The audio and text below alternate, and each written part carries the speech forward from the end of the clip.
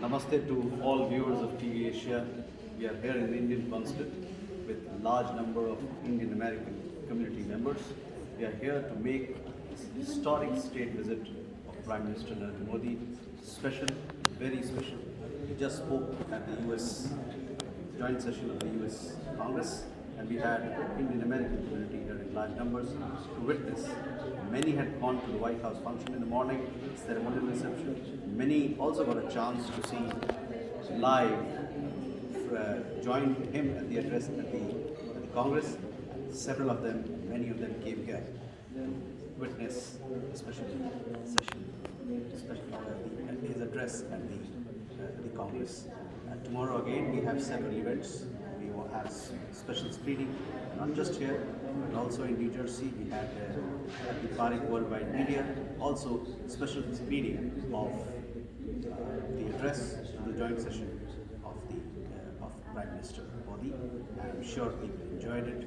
We are actually at a time when India-US relationship, partnership, friendship is transforming itself, transforming for the good, for not just ourselves, but for everybody across the world. Thank you.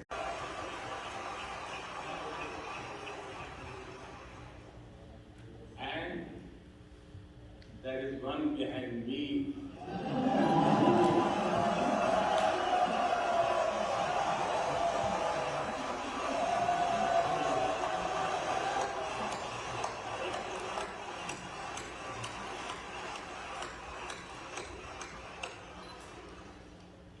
When made history, I'm told that the Samosa Caucus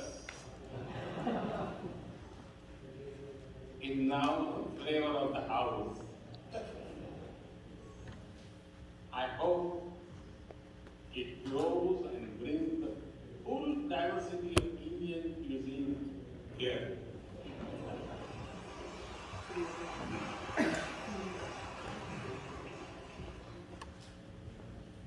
Over 2 centuries, we have inspired each other through the lives of great Americans and Indians. We pay tribute to Mahatma Gandhi and Martin Luther King Jr.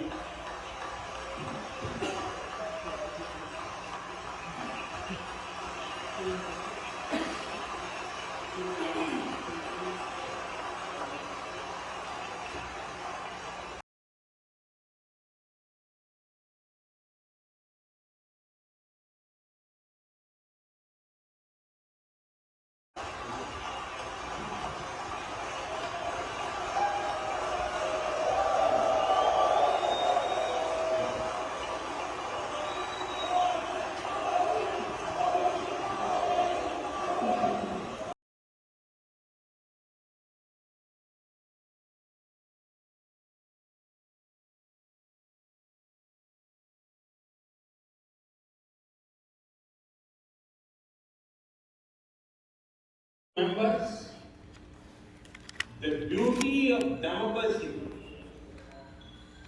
is the constant connect with the people, to listen to them and feel their pulse. And I know this takes a lot of time, energy, effort, and travel. It is Thursday afternoon. You fly out there for some of you. So I'm grateful for your time. I also know how busy you have been this last month. Being a citizen of a vibrant democracy, myself, I can admit one thing, Mr. Speaker, you have a tough job.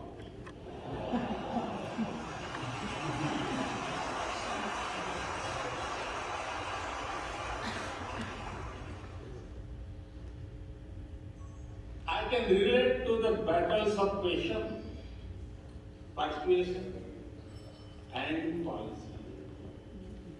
I can understand the debate of ideas and ideology. But I am delighted to see you come together today to celebrate the bond between world's two great democracies, India and the United States.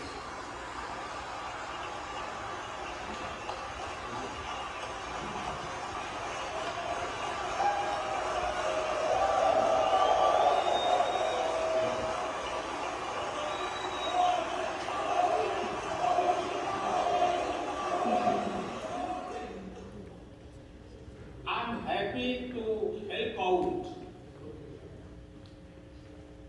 I'm happy to help out. Whenever you need a strong bipartisan consensus,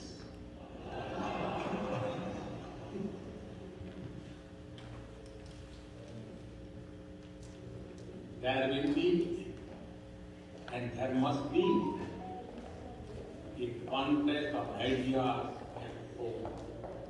But we must also come together as one when we speak for our nation.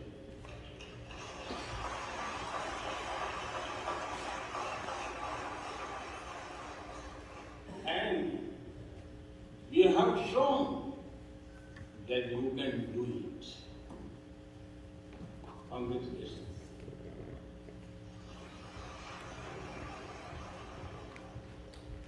Mr. Speaker,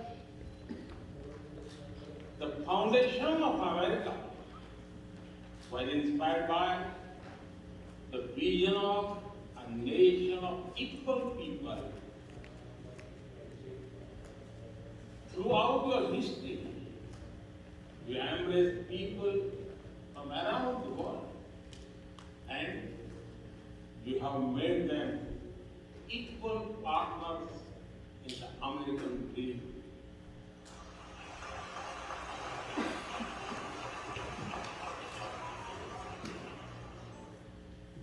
There are millions here who have roots in India.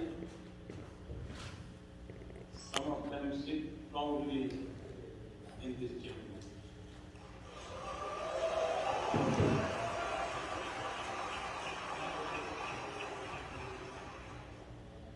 And there is one behind me.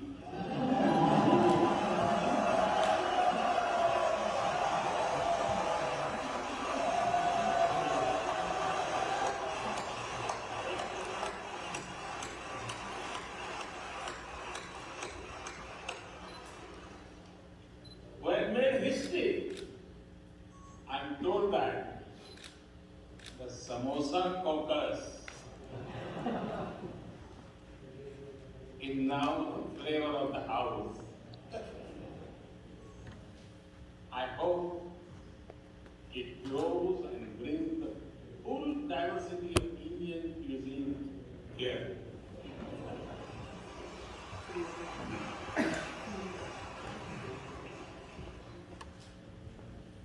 Over 2 centuries, we have inspired each other through the lives of great Americans and Indians. We pay tribute to Mahatma Gandhi and Martin Luther King Jr.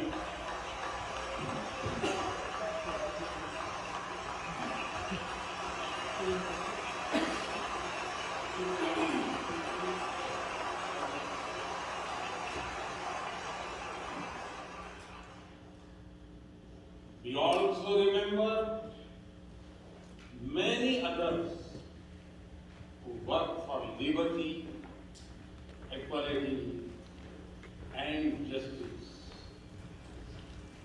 Today, I also wish to pay heartfelt tribute to one of them, Congressman John Lewis.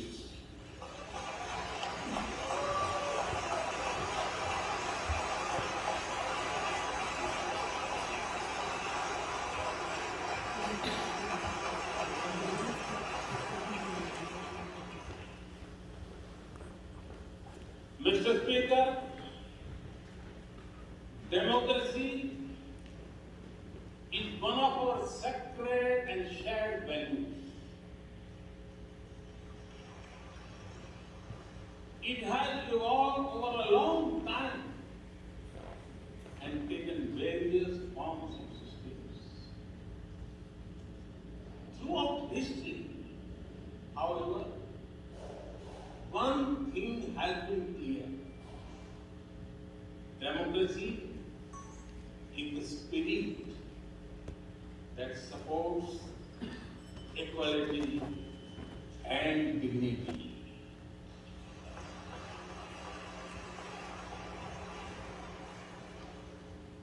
Democracy is the idea that welcomes debate and discourse.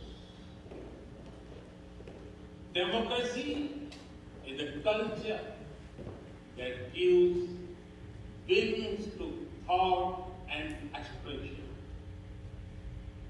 India is blessed to have such values from times immemorial. In the evolution of the democratic spirit, India is the mother of democracy.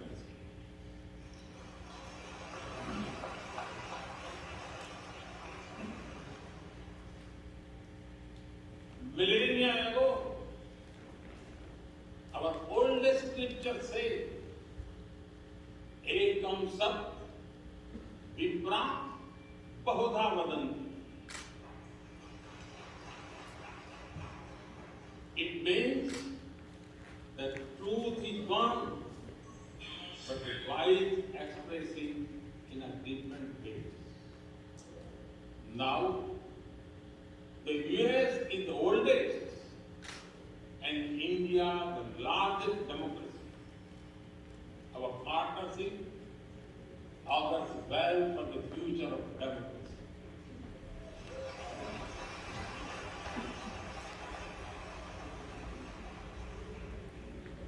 Together, we shall give a better future to the world and a better world to the future.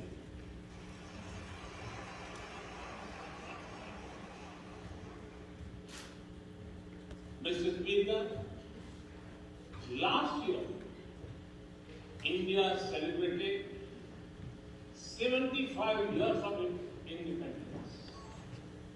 Every milestone is important, but this one was special. We celebrated a remarkable journey of over 75 years of freedom after 1,000 years of foreign rule in one form or another. This was not just a celebration of democracy, but also of diversity. Not just of constitution, but also of the spirit of our social empowerment. Not just of our competitiveness and cooperative federalism, but also of our essential unity and integrity.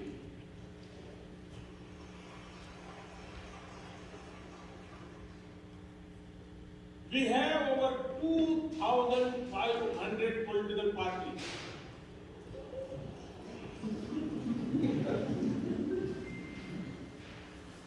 Yes, you heard that right.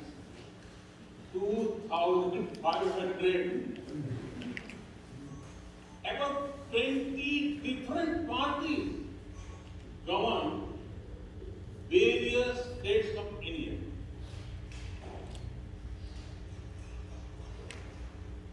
We have 22 official languages and thousands of dialects, and yet we speak in one voice.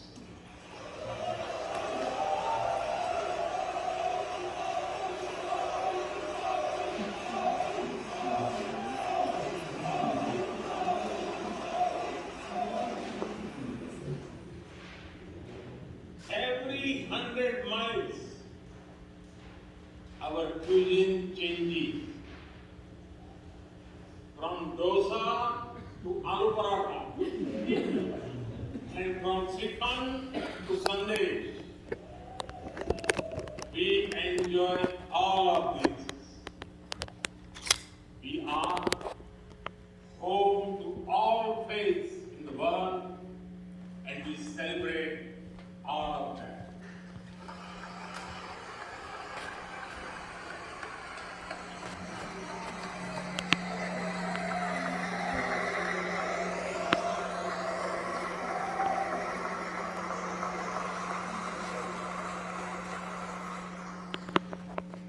In India, diversity is a natural way of life. Today, the world wants to know more and more about India. I see that. Curiosity in this house too. We were honored to receive over 100 members of the U.S. Congress in India over the last decade.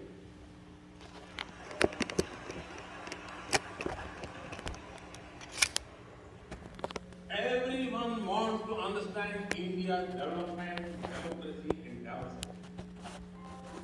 Everyone wants to know what India is doing right and how. Among close friends, I'm happy to share the same. Mr. Speaker, when I first visited the US as a Prime Minister, India was the 10th largest economy in the world. 10th. Today, India is the 5th largest economy.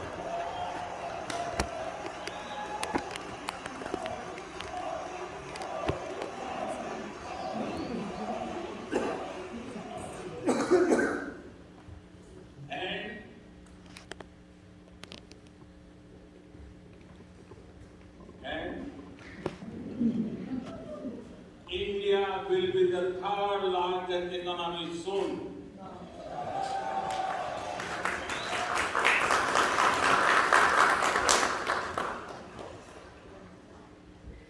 We are not only growing bigger, but we are also growing faster. When India grows, the whole world grows.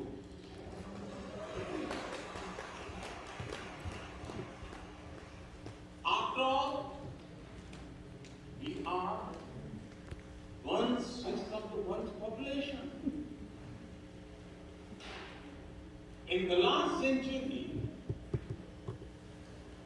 when India won its freedom, it inspired many other countries to free themselves from colonial rule.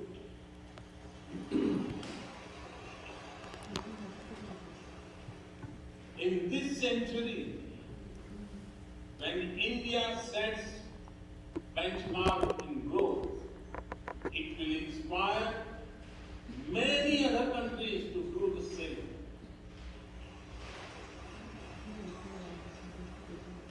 Our vision is सबका साथ, सबका विकास, सबका विश्वास, सबका प्रयास. It means together for everyone's growth, with everyone's trust and everyone's effort. Let me share with you how this vision is translating into action with speed and scale. We are focusing on infrastructure development. We have given nearly 40 million homes to provide shelter to over 150 million people.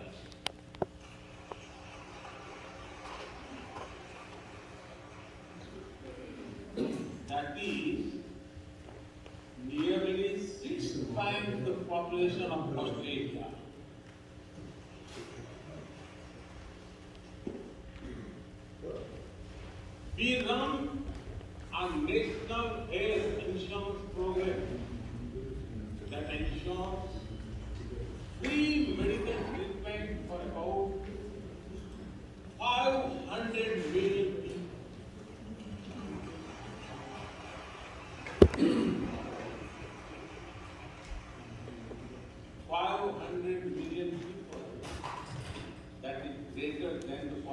of South America.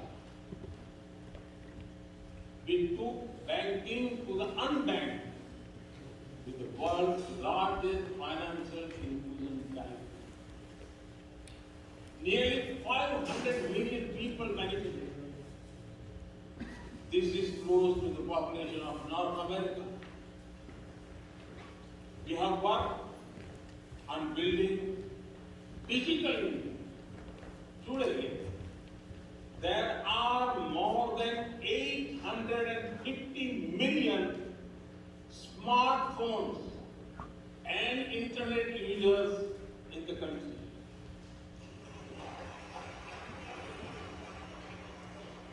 This is more than the population of Europe. We protected our people with 2.2 billion doses of made in India COVID vaccines.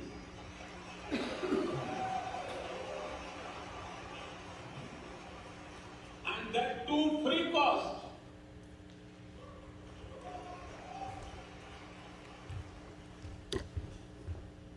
I may be running out of continent soon, so I will stop there. Distinguished members, the Vedas are one of the world's oldest scriptures. They are a great treasure of humanity, composed thousands of years ago. Back then, women sages composed many verses in the Vedas. And today, in modern India, women are leading us to a better future.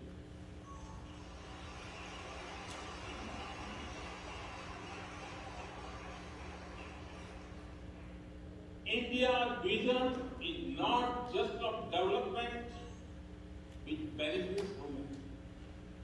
It is of women-led development where women lead the journey of progress.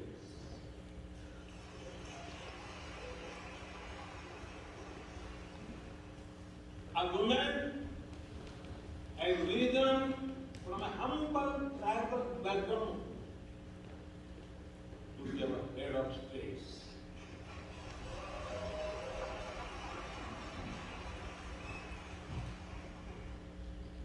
Nearly 1.5 million 1.5 million elected women lead us at various levels. And that is of local governments. Today, women serve our country in the Army, Navy, and Air Force. India also has the highest percentage of women airline pilots in the world.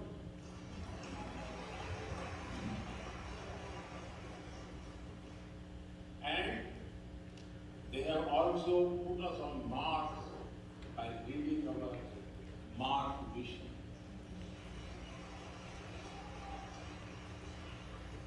I believe that investigating in a girl child lifts up the entire family. Empowering women transform the nation.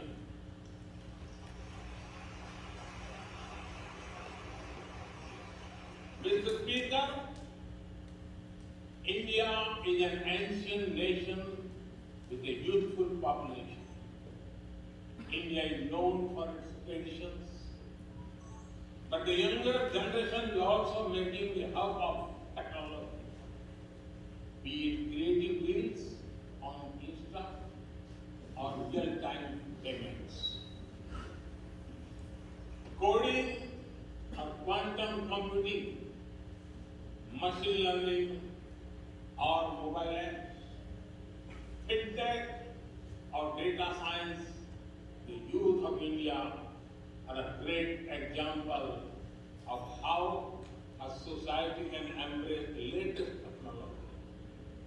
In India, technology is not about innovation, but also about inclusion. Today, digital performance are empowering the rights and dignity of people while protecting privacy. In the last 9 years, over 1 billion people got a unique digital biometric identity connected with their bank accounts and mobile phones. This digital public infrastructure helps us reach citizens within seconds with financial assistance. 850 million people receive direct benefit financial transfers into their accounts. 3 times a year, over 100 million farmers receive assistance in their bank accounts at the click of a button. The value of such transfer has crossed $320 billion. And we have saved over $25 billion in the process. If you visit India, you will see everyone is using phones for payments, including street vendors. Last year, out of every 100 real-time digital payments in the world, 46 happened in India.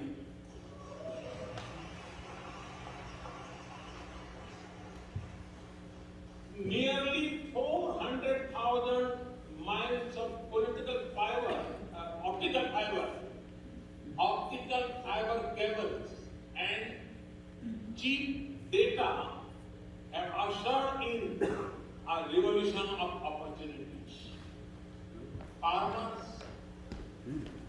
check weather updates, the elderly get social security payments, students access scholarships, doctors deliver telemedicine, fishermen check fishing ground, and small businesses get loans with just a tap on their phones.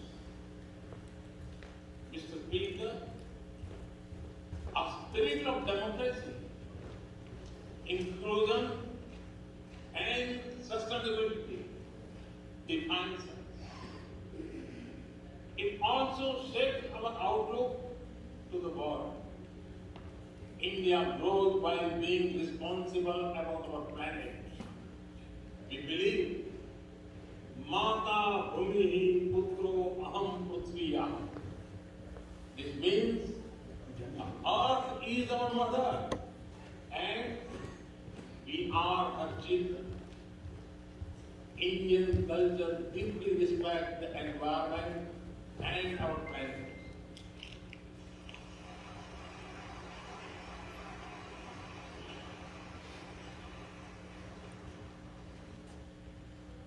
While becoming the fastest growing economy,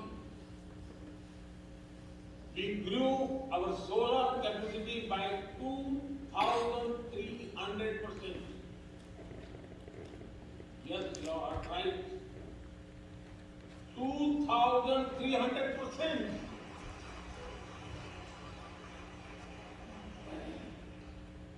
We became the only G20 country to meet its Paris commitment.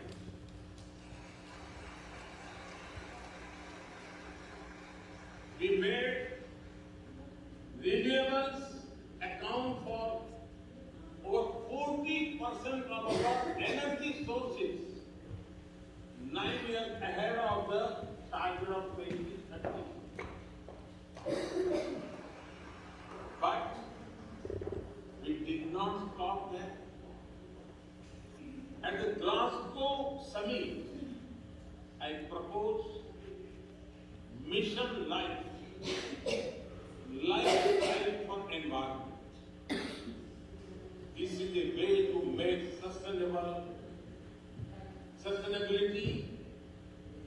true people's movement, to live it, to be the job of governments alone,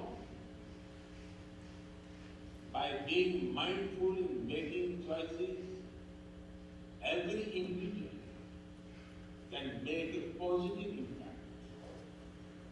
Making sustainability a mass movement, we help the world reach the net zero target faster. Our vision is pro-planet progress. Our vision is pro-planet prosperity. Our vision is pro-planet people.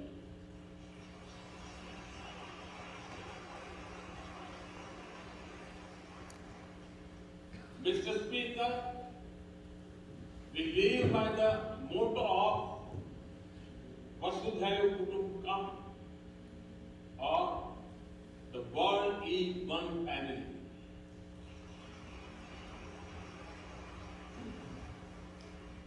Our engagement with the world is for everyone's benefit. The one sun, one world, one grid. Seek to join us, all is connecting the world with clean energy.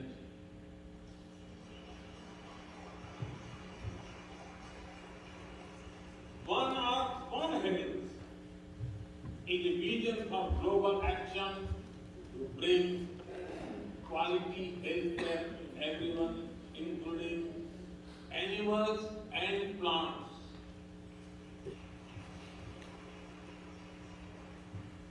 The same spirit is also seen in the theme banking chair, the G20, one Earth, one family, one future. We advance the spirit of unity through yoga as well. Just yesterday, the whole world came together to celebrate the International Day of Yoga.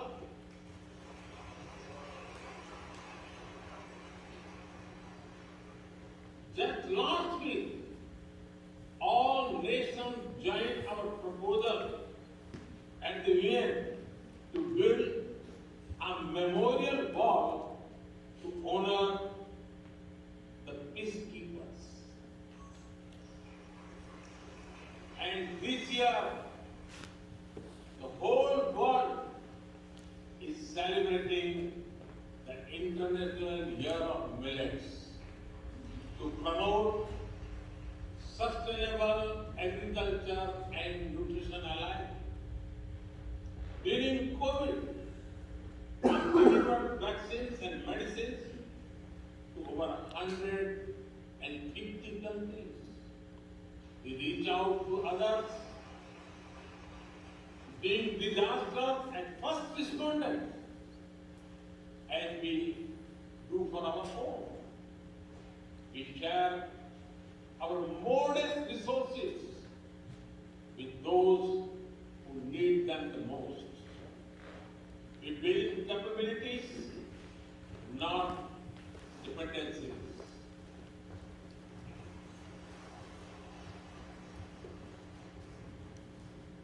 Mr. Speaker, when I speak about India's approach to the world, the United States occupy a special place. I know our relations are of great importance to all of you. Every member of this Congress has a deep interest in it. When defense and aerospace in India grow, industries in the state of Washington, Arizona, Georgia, Alabama, South Carolina, and Pennsylvania thrive.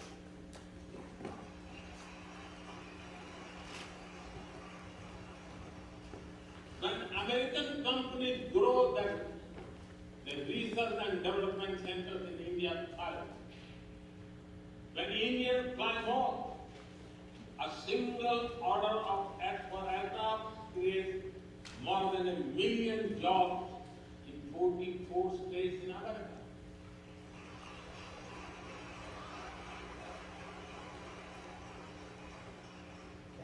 When an American homemakers invest in India, it creates an entire ecosystem of jobs and opportunities in both countries.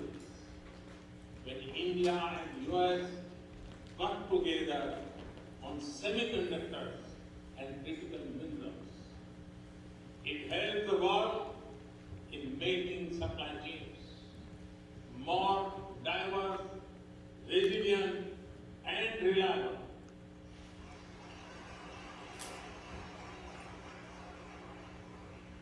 Indeed, Mr. Speaker, we were strangers in defense cooperation at the turn of century. Now, the United States has become one of our most important defense partners.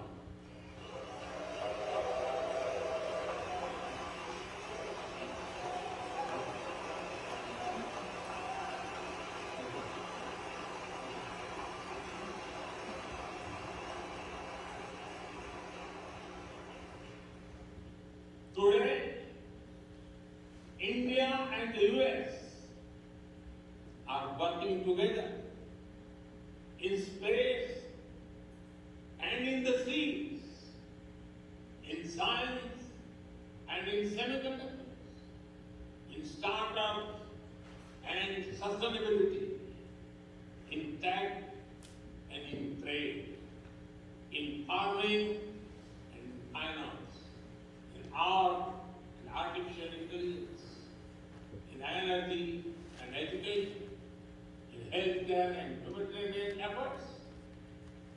I can go on and go on, but to sum up it, I would say the scope of our cooperation is endless. The potential of our synergy is limitless, and the chemistry of our relation is effortless.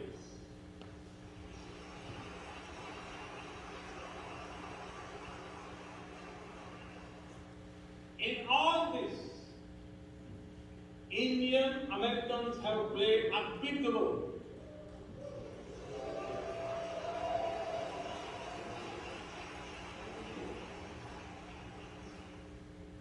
They are brilliant in every field, not just in spelling bee.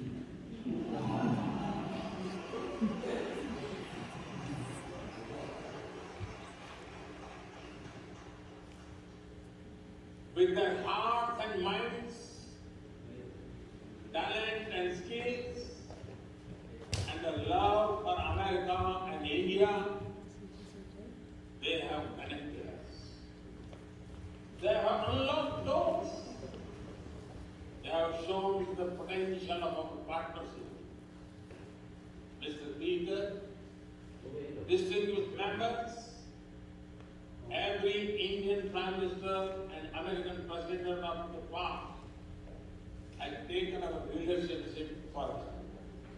But our generation has the honor of taking it greater heights.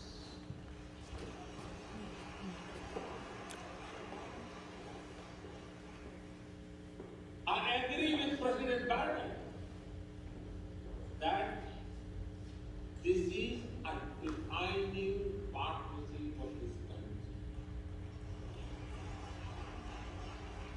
Because it serves a larger purpose: democracy, demography, and destiny. Each must be purpose. One consequence of globalization has been to cover over concentration of supply chains. We will work together to diversify, decentralize, and democratize supply chains.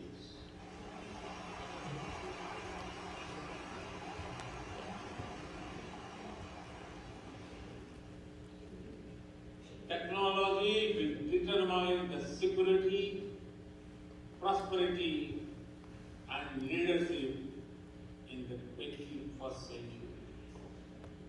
That is why our two countries established a new initiative for critical and emerging technologies. Our knowledge partnership will serve humanity and seek solutions to the global challenges of climate change, hunger, and health. Mr. Speaker and distinguished members, the last few years have seen deeply disruptive developments. With the Ukraine conflict, war has returned to Europe. It is causing great pain in the region.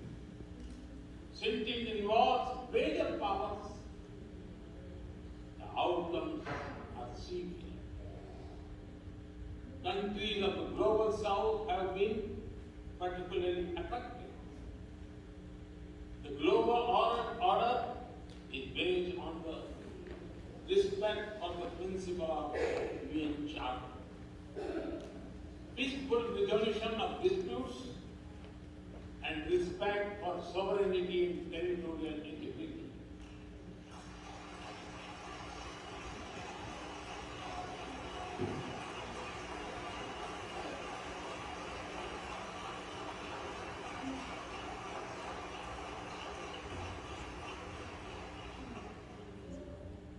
As I have said directly and publicly, this is not an era of war.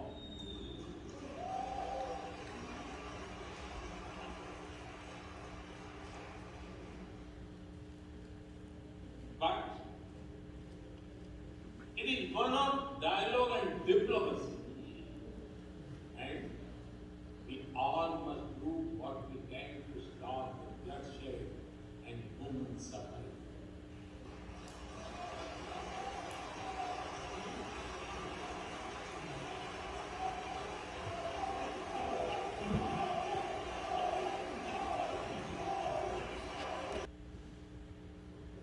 We work through regional institutions and with our partners from within the region and beyond.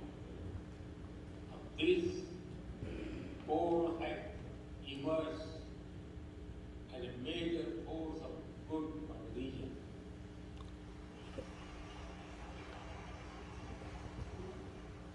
Mr. Speaker,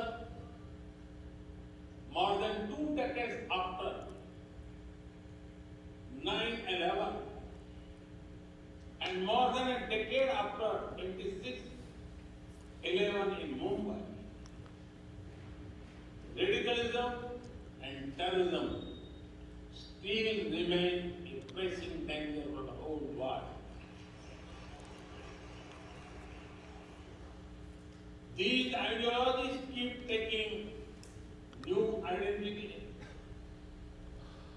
and forms, but their intentions are the same. Terrorism is an enemy of humanity, and there can be no ifs and buts in dealing with it.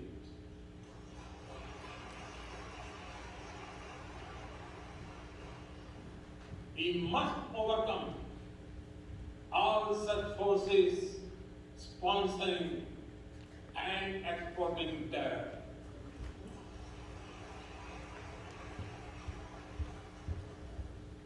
Mr. Speaker, COVID-19's biggest impact was the human loss and suffering it caused. I wish to remember Congressman Ron Wright and the staff members who lost their lives to COVID. As we emerge out of the pandemic, we must give shape to a new world order. Consideration citizens are the need of the hour. Giving a voice to the global south is the way forward. That is why I firmly believe that the African Union be given full membership of G20.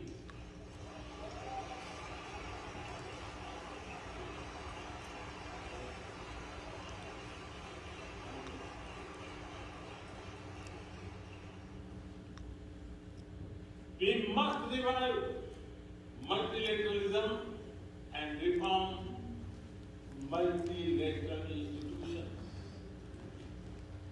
With better resources and representation that applies to all our global institutions of governance, especially the United Nations.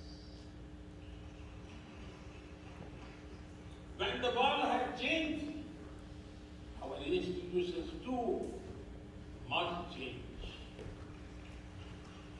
or risk getting replaced by a world of rivalries without rules in working for a world, new world order based on international law. Our two countries will be at the forefront as partners.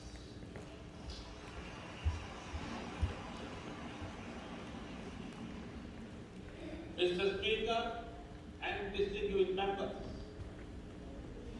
today we stand at a new dawn in our relationship that will not only shape the destiny of our two nations, but also that of the world.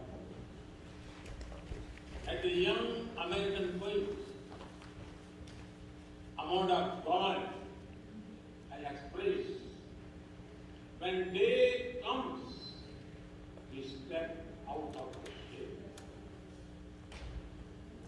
Aflame and unafraid, the new dawn looms as we see. But there is always light if only we are brave enough to see it.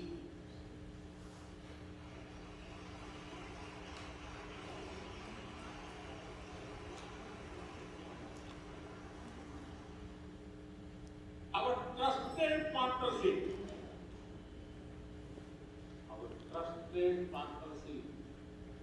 is like the sun in this new dawn that will spread light all around.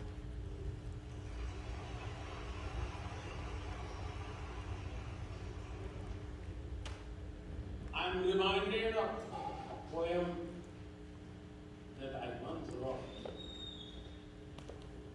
आसमान में सिर उठाकर, आसमान में सिर उठाकर घने बादलों को चीर कर रोशनी का संकल्प ले, अभी तो सूरज उगा,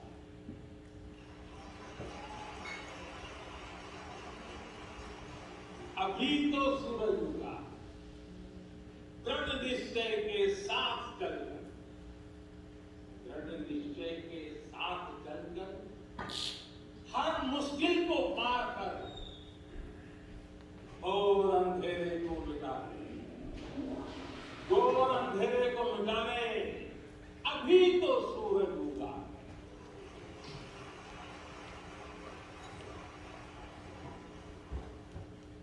If I were to say it in English, it would be rising its head in the skies, piercing through the dense cloud with the promise of light.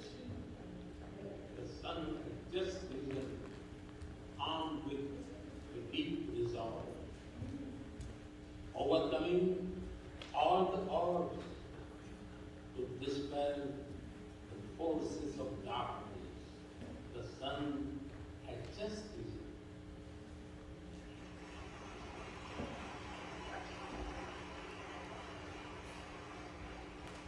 Mr. Speaker and distinguished members, we come from different circumstances and history, but we are united by a common vision and by a common destiny. When our partnership progress, economic resilience increases, innovation grows, science flourishes, knowledge advances, humanity benefits, our seas and skies are safer, democracy will shine brighter, world will be better. That is the vision of our partnership. That is our calling for this century. Mr. Speaker and distinguished members, even by the high standards of our partnership, this visit is one of the great positive transformation. Together, we shall demonstrate that democracy is better and democracy is delivered.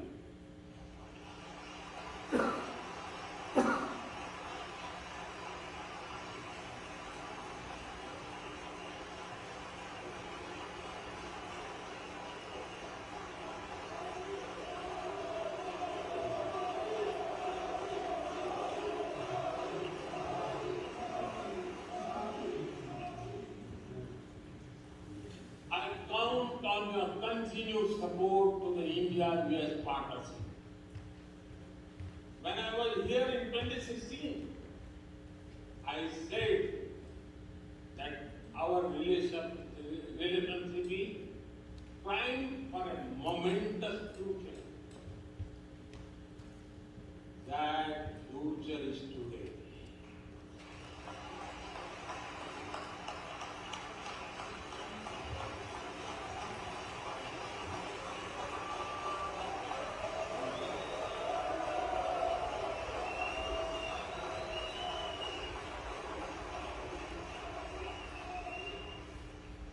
Thank you once again, Mr. Speaker, Madam Vice President, and the distinguished members of this honor. God bless America. Jai Hind. Long live India-US friendship. Thank you.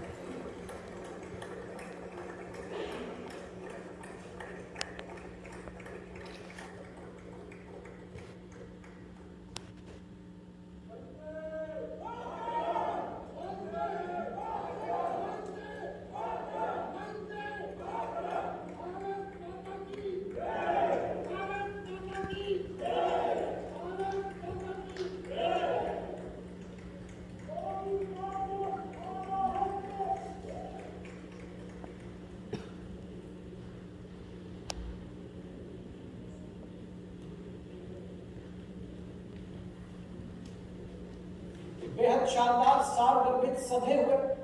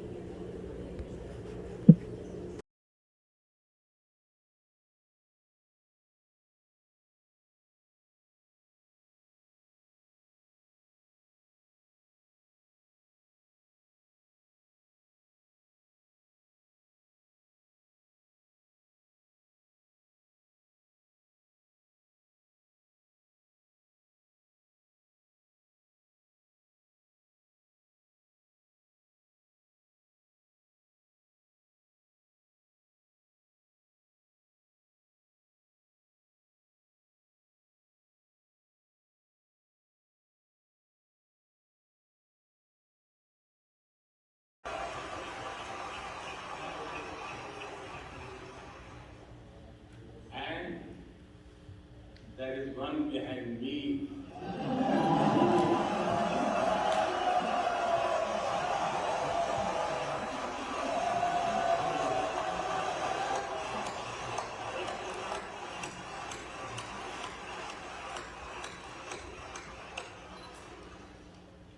When made history, I'm told that the Samosa Caucus is now the flavor of the house. I hope it grows and